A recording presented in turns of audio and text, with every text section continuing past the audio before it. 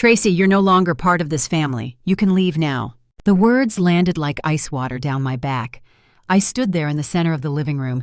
I helped build floors. I scrubbed walls. I painted. Curtains I hemmed by hand, and I stared at my son, my only child. Cal didn't look at me when he said it. He glanced at the deed folder sitting on the console table and then turned toward the hallway like he'd just completed a chore. Dana, his wife, stood at the stairs, arms folded, eyes cold and satisfied. She wasn't even pretending to be kind anymore. Just 2 hours earlier, we'd sat at the kitchen table. I handed Cal the signed transfer papers, the ones he said were just a formality for refinancing. "It's still your home, Mom," he'd said. "We just need your name off the title for a bit. Tax stuff." I should have questioned it more. But he looked so much like Theo in that moment, his late father, my husband, that I swallowed my doubts and signed. Now I stood with my purse in my hand, still zipped. I hadn't even unpacked from the weekend. "Are you serious?" I asked, though my voice came out smaller than I wanted. Dana's lips curled. "We've already arranged a place for you. It's a quiet senior unit off the interstate. It has amenities." She said the word like it was a prize. I blinked, trying to piece it together. They had planned this. This wasn't impulse. This was strategy. Calculated. "I cooked in this kitchen for 30 years, I murmured. "I taught your son how to walk across this floor." Cal didn't turn back. "You said you wanted to downsize, Mom. This is better for everyone." And that was it. No hug, no thank you. Just a door held open, waiting for me to walk through like a guest who overstayed her welcome. I stepped out quietly, but not blindly. What they didn't know was that the papers I signed weren't what they thought. I sat on the bench outside the leasing office of the quiet senior unit Dana mentioned, clutching the key fob they handed me like it meant something. The place smelled of new vinyl and canned lemon air freshener.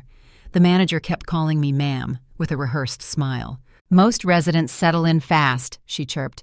"No yard work, no noise, no trouble. No life either." I stared out the window at the blank gravel lot and thought about everything I'd traded for that empty smile. I wasn't always the woman they dismissed.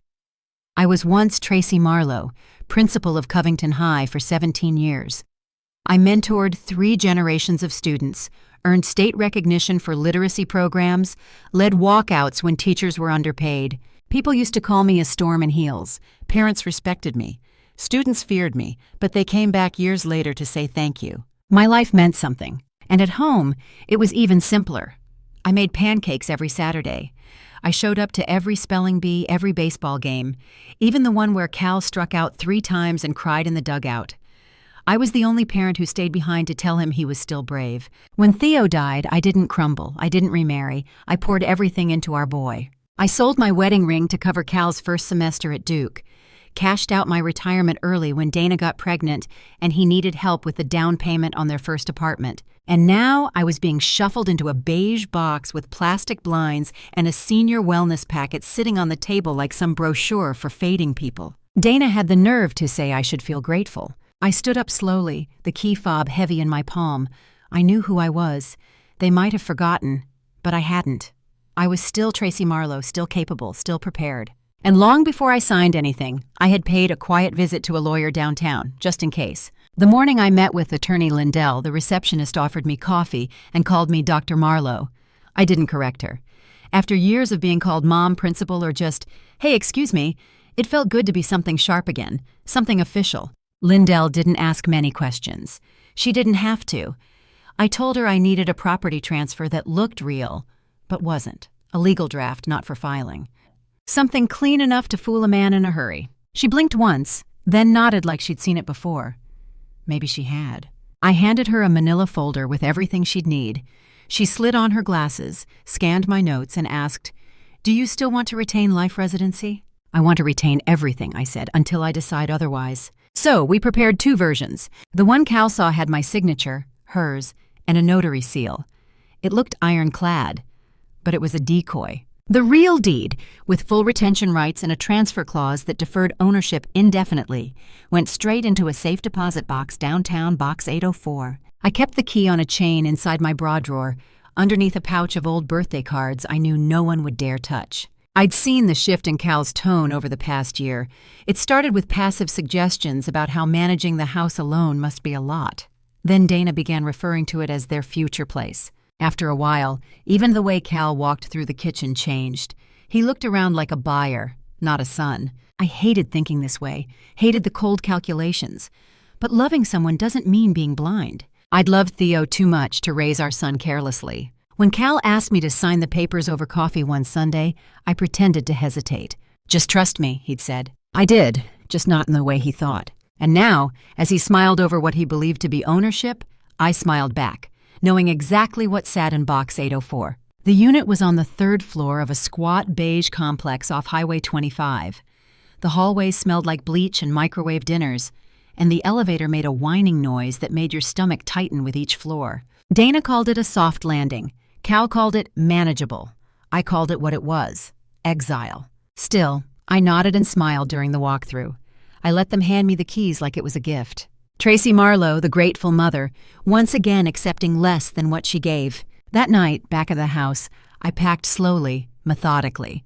I left behind the hand-painted dishes Theo bought me in Charleston, but took the cast-iron skillet.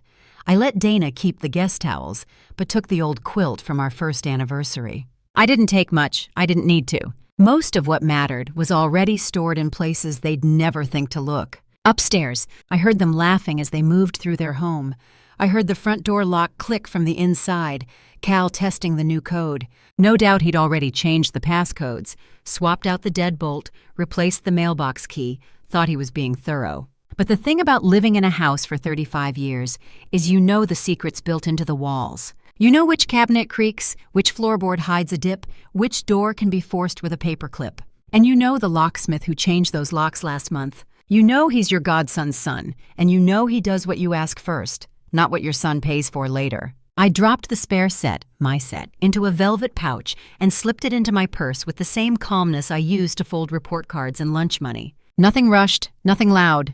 The last thing I took was the small ceramic photo of me and Theo in the garden, hands in the dirt, smiling like fools. And then I left, not defeated, prepared. Because I knew it wouldn't take long before Cal would realize something wasn't quite right.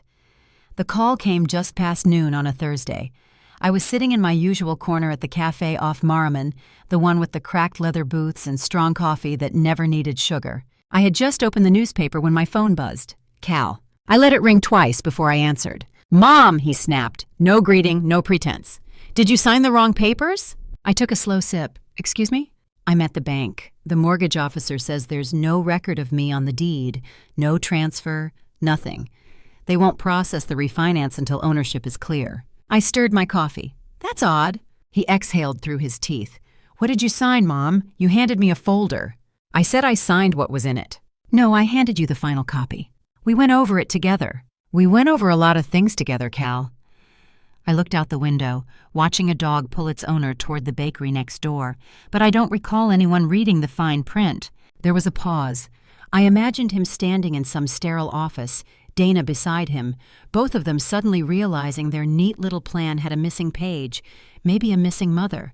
"Are you trying to sabotage this?" he asked. "I'm trying to sip my coffee in peace," I replied. "You're making this harder than it needs to be." I smiled. "Funny, that's exactly what I told myself when you handed me that pen." He hung up. I set my phone down and reached for the tiny biscotti that came with the drink. They'd overplayed their hand. Assumed I'd be too old, too soft, too desperate to ask questions. But they forgot who I used to be, who I still was. I wasn't angry anymore. That part had passed. Now I was just waiting for the next door to close, the next lie to crack, the next call they'd have to make. Theo always said, "Plan for the best, prepare for the worst." It used to drive me mad. I was the optimist between us, the one who believed if you raised a child with love and integrity, the rest would follow. But Theo, he'd grown up rough. He trusted people, but he trusted paperwork more. When Cal was 16, Theo sat me down one evening with a folder, a pen, and 2 mugs of black coffee. "This house should never leave your hands unless you say so," he said, laying out the papers like a lesson plan. "Not mine, not his, yours." It was a property trust, quietly drawn, legally binding. The house would remain in both our names until one of us passed, and after that, in mine alone. Not a full transfer, not inheritance, a living trust. There was a clause that let me stay in the home for the rest of my life. Even if the title changed, it was built airtight. "Don't tell Cal," Theo said, closing the folder.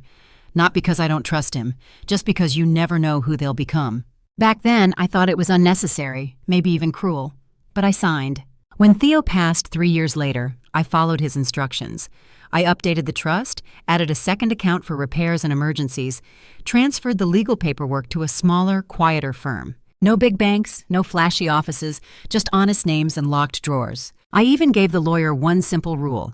If anyone tried to transfer the deed without my signature and face-to-face presence, flag it and freeze it. Cal never asked about any of it. He just assumed. Assumed the title was his once my signature touched the page.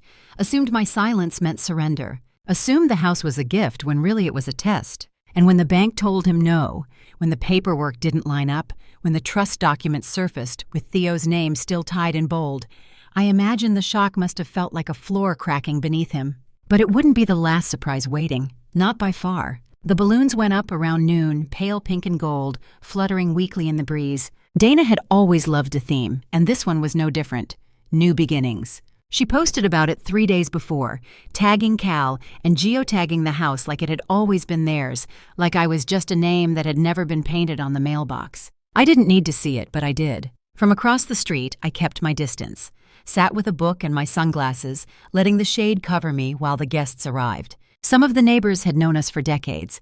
Mr. Capel, who used to borrow my hedge clippers, Mara from 2 doors down, the one I brought casseroles to when her mother passed. They came up the walkway carrying bottles of wine and warm smiles, the kind reserved for people you think you know. I watched them pause near the flower bed. A pair of hydrangeas sat in full bloom near the porch, planted in a soft arc that I'd shaped myself 20 years ago. The color was just beginning to turn that dusty pink shade Theo had liked best. "Didn't your mother-in-law plant those?" someone asked. A woman in a sun hat, glass of white wine in hand. She wasn't being mean, just curious. Dana's smile twitched. "Oh, we've redone most of the yard. Those were already here." Another voice lower. "So where is she now?" I saw Dana hesitate. Just a flicker, but Mara caught it. Her eyes followed the hydrangeas, then turned toward the street. They didn't wave, but they saw me, still here. I didn't need to explain myself, not anymore. They were already connecting the dots. Already wondering why a woman like me, who'd lived in that house for 35 years, wasn't at the party. I closed the book in my lap and stood. Let them whisper. The truth was on its way, and it didn't need an invitation. The rain came in steady sheets, drumming low against the windows like an old clock no one remembered to wind. I had just turned off the lamp when the banging started. 3 hard knocks, a pause, then 2 more. I knew that rhythm. I'd heard it since he was a boy, Cal. Always impatient, always urgent. I slipped on my robe and padded to the door. No peephole needed. I already knew. He was soaked, hood pulled low, shirt plastered to his chest. "We messed up," he said. "The title company won't insure it. They're saying there's a hold on the deed, some kind of trust clause." I waited. "They can't process the refinance," he went on. "We can't list it, can't get insurance, can't even pull equity. You have to fix this." I opened the door just a little wider, enough to meet his eyes, not enough to invite him in. "Fix what?" I asked, voice quiet. "I'm not part of the family, remember?" He blinked, caught off guard. "Come on, Mom, don't do this." I leaned against the frame. "You made it clear. You and Dana had a plan, a future. I just didn't realize it didn't include the past." His expression shifted, something between frustration and something closer to fear. "I didn't read the trust. I thought it wasn't supposed to be like this." "No," I said, "it wasn't, but here we are." He looked over his shoulder, like someone might be watching. But the street was empty, silent under the rain. "Please," he said finally, "I just need you to sign a few things." I nodded slowly. "Then we'll do it properly, with witnesses, with lawyers, with everything spelled out." He looked relieved, almost grateful, but I hadn't finished. "And this time, Cal," I said, stepping back just enough to close the door, "I'll be the one handing over the envelope." The title office was cold, the kind of sterile quiet that made pens sound loud against paper. Cal sat across from me, still damp from the storm, though he'd tried to hide it with a fresh blazer. Dana wasn't there. She didn't come. I figured pride had its limits, even for her. The attorney entered with a neutral smile and a small stack of forms. I had requested her personally. Her name was Marianne Cole, and she didn't make small talk. That was part of why I liked her. Cal leaned forward, trying to read upside down. I let him squint, let him sweat. Then I reached into my bag and pulled out the manila folder. "This," I said, sliding it across the polished surface, "is the corrected transfer. He hesitated. You're signing it over? Yes, I said calmly, as discussed. But not to you. His brow creased. What do you mean? Marianne opened the folder and began flipping through the pages. The new owner of record will be the Theo Marlowe Foundation for Adult Literacy, she explained, her voice precise. Mrs. Marlowe has retained full lifetime residence rights and custodial control over the property. It cannot be sold, borrowed against, or transferred without her written consent. Cal's face drained of color. You're giving it to a charity? I'm giving it to something that will outlast ego, I said. Theo believed in second chances, in giving people tools, not handouts. This is ridiculous, he muttered. You blindsided me. No, I said, signing the last page with a steady hand. You walked into this with your eyes closed. The attorney notarized the document and stood to file it. I looked at Cal. I'm still your mother, I said softly, but I'm not your fool. He stared at the folder like it might vanish if he wished hard enough. I stood up, adjusted my coat, picked up the pen I'd brought from home, the one Theo used to sign our very first mortgage. And as I walked out of the office, I already knew what I would plant next to the hydrangeas. 2 years have passed, and not once has Cal stepped foot back on Bellamy Street. The locks have stayed the same. The mailbox still bears my name. The hydrangeas bloom heavier now, their roots deep and confident. They don't seem to miss anyone either. The front room of the house has been transformed into something beautiful. Bookshelves line the walls, filled with donated novels, dictionaries, picture books. The Theo Marlowe Reading Room opens its doors every Saturday morning. Sometimes it's full. Sometimes it's just one or two. I don't mind. I sit in my old armchair, the one we almost threw out before Theo patched the leg, and I read aloud when asked. Children come and go. Parents drop off canned goods for the pantry we added last fall. Teenagers help shelve returns. A boy who used to skateboard past the house now volunteers to mow the yard. No one asks me to leave anymore. No one suggests I'm in the way. There's a little girl, Leia, who comes each weekend without fail. She reads under the same porch where I once waited for Cal to come home from school. She doesn't say much, just curls up with a book and a bottle of apple juice. But when she leaves, she always turns to wave. I don't wave back right away. I wait until she's halfway down the path, then raise my hand slowly, letting the moment stretch. I don't know what Cal tells people about me now. I stopped listening. I don't need the last word anymore. The house speaks for itself. Some things we build don't need to be explained. They just need to be protected. So, I water the garden. I rest my coffee on the railing. I sweep the porch every Friday night so it's clean for Saturday's guests. And every time I turn the key in the lock, my key, I remind myself of one quiet truth. The most powerful things we ever own aren't inherited.